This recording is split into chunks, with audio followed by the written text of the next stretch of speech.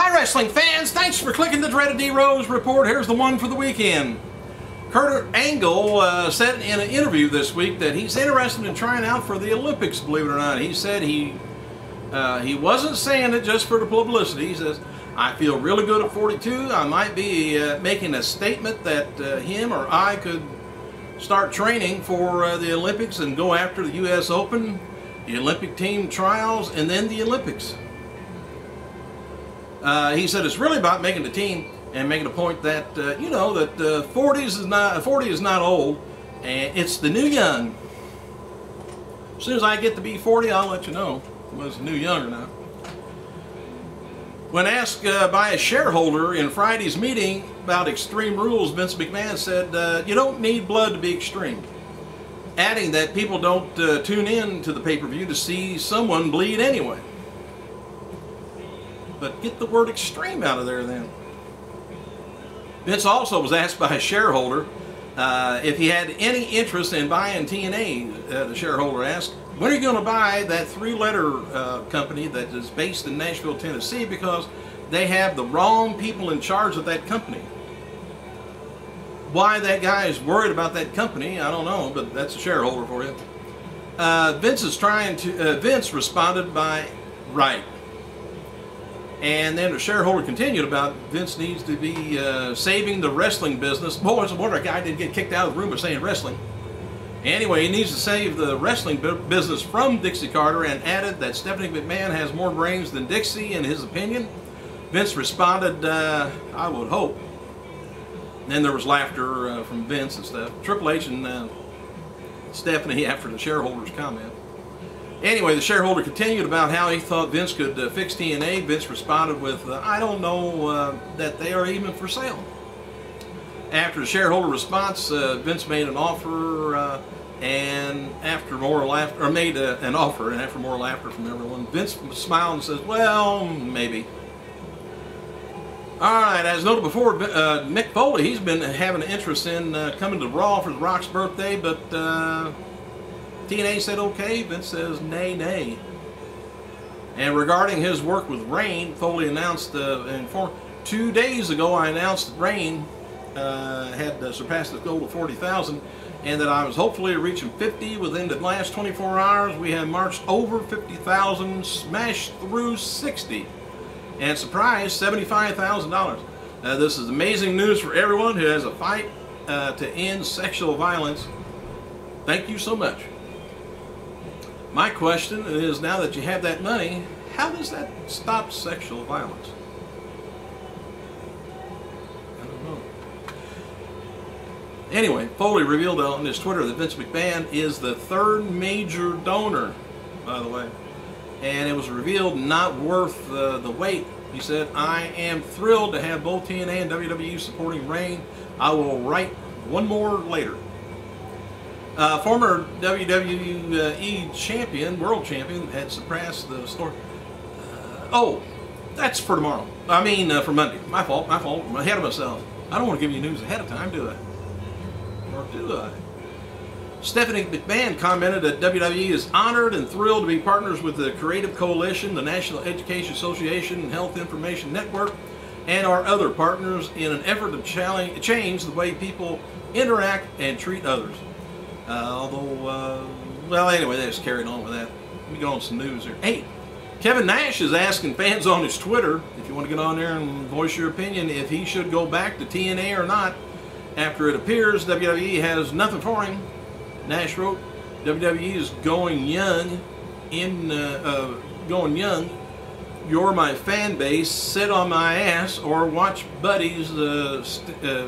my buddies sting ass.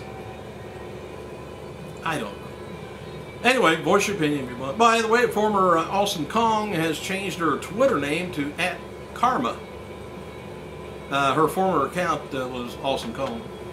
I don't know why I had to say that, but anyway, all the tweets deleted from it only follows Karma and features a shot of the Bella twins as the profile picture. I had to look at that. Alright, Christian, by the way, is going to be appearing at PetSmart, of all things, in Tampa, Florida today, 11 a.m. signing autographs. Proceeds going to be going to the homeless cats and dogs. Fast Five, by the way, The Rock and Vin Diesel pulled in about $3.8 million in 1,100 theaters from just midnight opening, the highest ever for a Universal film opening night, opening at midnight. Estimates between 50 to 70 million for the total weekend. Wonder how Randy Orton's picture did. Wonder how much. Oh. Anyway, as if you've went and seen it, let me know. As seen on last night's SmackDown, FCW star Jinder Mahal made his WWE debut during backstage segment with Ranjan Singh and old Kali. They ran into Mahal in the and spoke with him in their native tongue, Kali, and saying, anyway, as if they were, knew each other from India. Wasn't a big deal, but there's kind of a, why did they do that?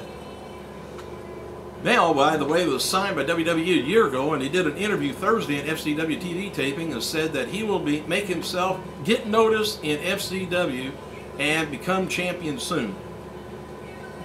Go ahead. As noted before, WWE, That's What I Am with Randy Orton was released on DVD May 17th, or will be released May 17th.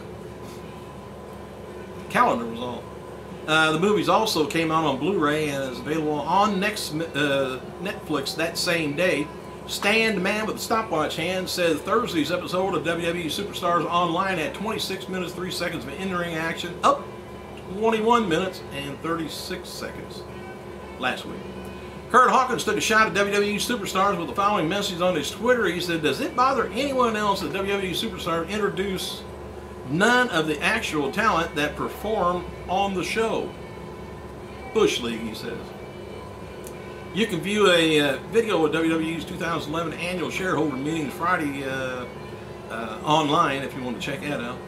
Steve Austin's movie Hunt to Kill is now available on DVD, Blu-ray in Australia. Haven't heard. You have to go there, I guess, to get it or have it mailed to you. Raw roster member Michael Tarver may have suffered a neck injury at Thursday's FCW show at a match with Xavier Woods. The former Consequences, he used to be Consequences Creed, by the way. The fan noted that the injury happened in a botched DDT from Xavier. After laying in the ring for several minutes, Tarver was carried to the back by FCW officials. Let you know more on that later. WWE has a new beer sponsorship, believe it or not, with Miller, and going to do a promotion with their Keystone Light brand. WWE is looking to use some of their talent in the ads. Does that not affect the small children in the room watching the wrestling ring? No, I'm upset. I'm going to have to start watching TNA now. Alright, I think I might have told you this. In 1999, WWF's SmackDown pilot aired on UPN. Alright, let me look on down here and see what else I may have. Some title. Well, I think I might have read that already. Shawn Michaels posted the following message on his Twitter account in response to Hulk Hogan giving him a shout out while he was, I told you about that too. Shoot, I may have everything told to you, but Honky Tonk Man tweeted, anyone who's missed HTM's Honky Tonk Man announcement on TNA tonight. Did anyone miss it? Anyway, Karen Angle and versus Dixie Carter's husband is the sexual harassment suit going down. Why is Dixie, why Dixie is off of TV and Karen is now back with the company as a part of the settlement? I don't know what the deal is with that. He says the settlement was reached. I don't know what Honky knows about this, but he said the former Intercontinental Champion says that Karen was sexually harassed by TNA's president, Dixie Carter's husband, Sarge. Saying that the settlement was reached and a part of the deal that Karen be involved in an angle, give her job back, and maybe that's why she's getting shit on. Now, anyway, if you haven't seen that, she did. Anyway, he claims that Dixie was removed from television earlier this year due to the lawsuit. Who knows? I know who knows. Dixie does. Thanks for clicking, you guys. I gotta go.